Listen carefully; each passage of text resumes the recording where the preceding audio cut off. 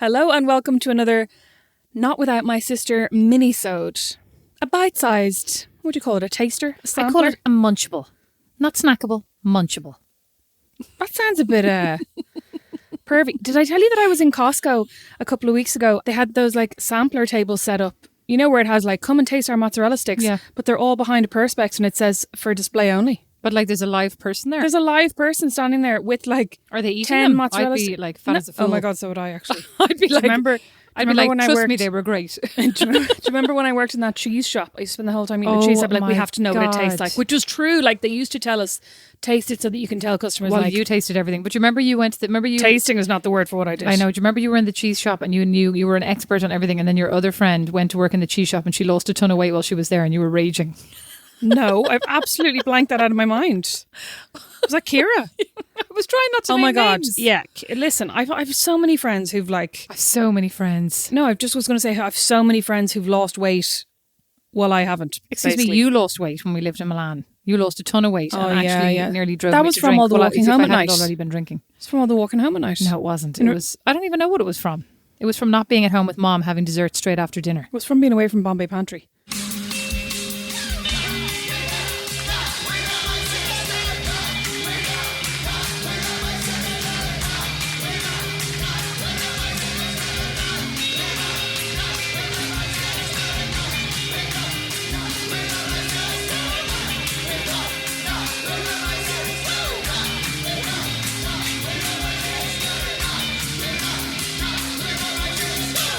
All right. So the topic of this minisode is.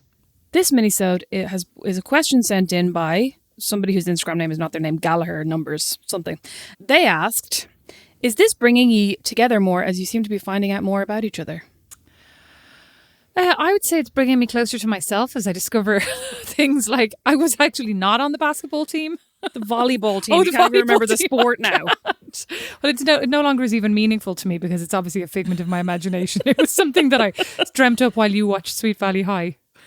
I don't know. Like, I don't think we've ever really had. I don't want to say secrets, but like, I don't think there's ever really been much that we haven't talked to each You other don't about. have any secrets. No, ever. I don't have any secrets for And stop mom with even anybody. says you can't even tell you anything because you can't keep a secret either. Which I love. I tell her something It's and true. I go, well, I tell this to Rosemary, don't tell Rosemary. But then she can't even remember if she's told a secret or not. So, And she also doesn't know the meaning of a secret because she claims that secret includes telling your husband. Oh, you have to tell your husband you're married. I think I tell your secrets do father include everything. your husband, depending on what they are, right? I mean, partner, best friend, whatever.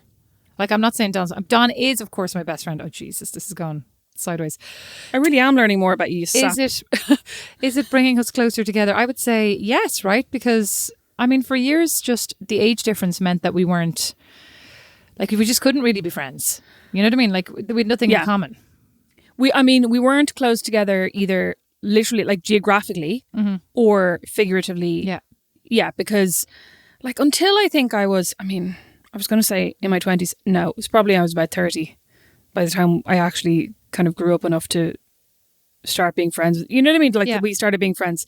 I think in my 20s I was just a bit of a brat or something. Well, I was going to say, I think when you were first starting out your influencer, like I found that all a bit painful because you were always on the phone. Like you could not be torn away from your phone at any moment of the day. But I also would say, in your defense, like I think I was probably pretty high maintenance when I came home for trips. Like it's only recently that I kind of realized when mom and dad now come over for long stretches of time that I realize like your life still goes on, you know? Yeah. Whereas when you go home, you have so much like of a high expectation. You've missed everybody so much. You want to see your friends, you want to see your family. And so you kind of have these massive expectations of what the trip is going to be. And the minute something goes wrong, like I don't think I had one trip home ever where I didn't have at least a massive, like 4-hour massive crying jag because I had a row with you or mom or dad, like all the way up to the age of, I was going to say 25, but probably closer to 38. Or yeah, it's possible. So, I mean, I think that there was this massive pressure, like an unrealistic pressure, just because, you know, I missed being home so much. Like I missed all of you, and then I'd come home and you would not fit into my like Ena Blyton fantasy of like what the holiday was going to be, you know? Yeah, like you're home to see everyone in this 2-week stretch, but in that 2-week stretch I don't exist to see. Do you know what I mean? Or Yeah, like 100%. You're still going to work. Really you hard, still have your like you're probably saying, "Oh, I'll see her on Friday." And I still I'll go have out for people's dinner with sisters her. to drive to Dundrum. Well, exactly. But also you're not missing me as much because you're living your normal life surrounded by your family and friends. And your other friends, yeah. And I'm thinking to myself, like I was, like really it only was when after Bo was born, so probably 8 years ago, that I finally realised like I'm probably not going home. You know, whether I go home or not. Like I would love to go home to Ireland, but I kind of had that moment of I may not actually move home, you know? And that was so, actually this was spurred on by Mom sent over like a children's book of Cuchulainn.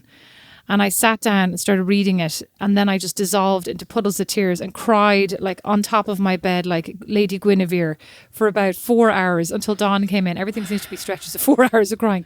Dawn's like, what's going on? I was like, my children will just never understand what this is. Cuchulainn, who is Satanta? So, yeah, so there's a whole different, like you're coming at it from a whole different angle, basically. Yeah.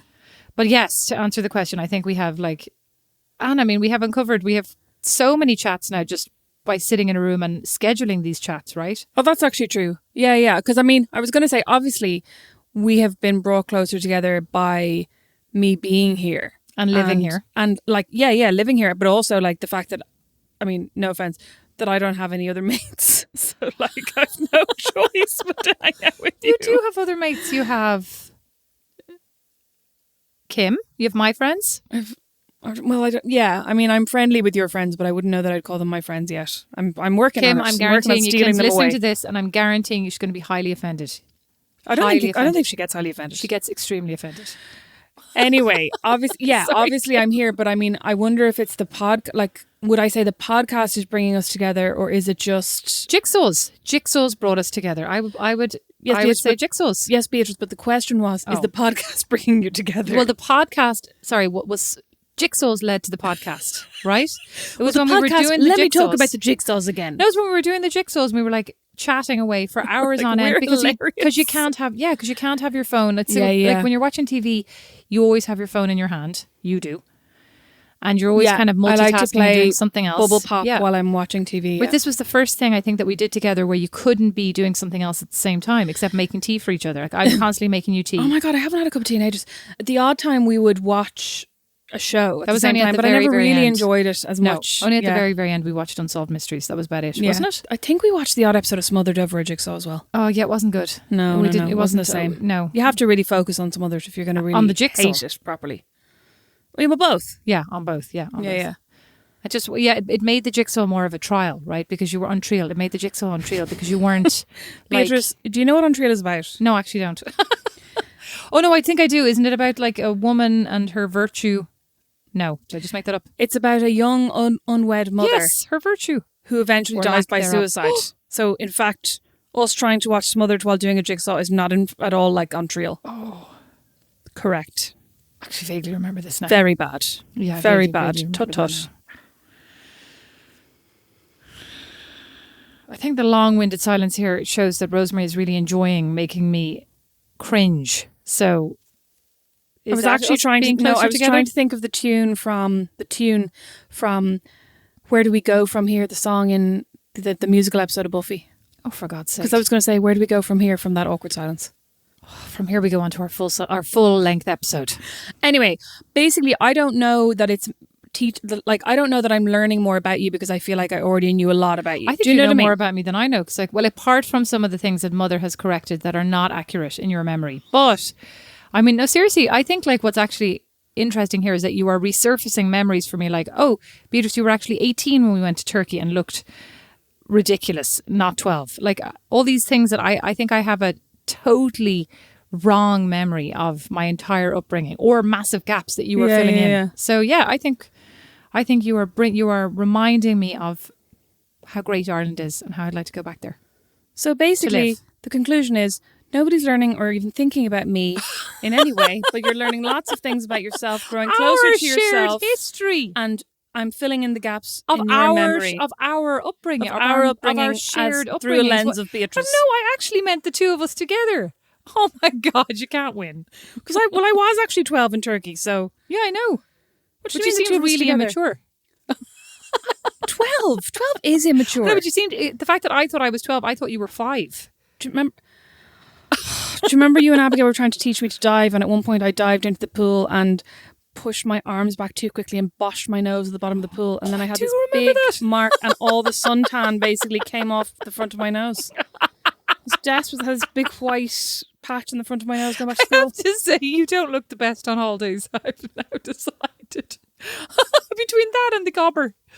Just saying. That is so cruel. Just because I perspire slightly more than the average person. That's not what I meant, than the average bear. I didn't mean that. Oh, I didn't mean that either. Do bears sweat? No, it's an expression, a bit more than the average bear. No. I've never heard that expression in my life. Well, I hear it all the time in the office. And on that note, thanks for listening. We hope that this brightened up your otherwise wonderful Friday. I'd have to say, I think it's clear from this conversation that we are closer than ever.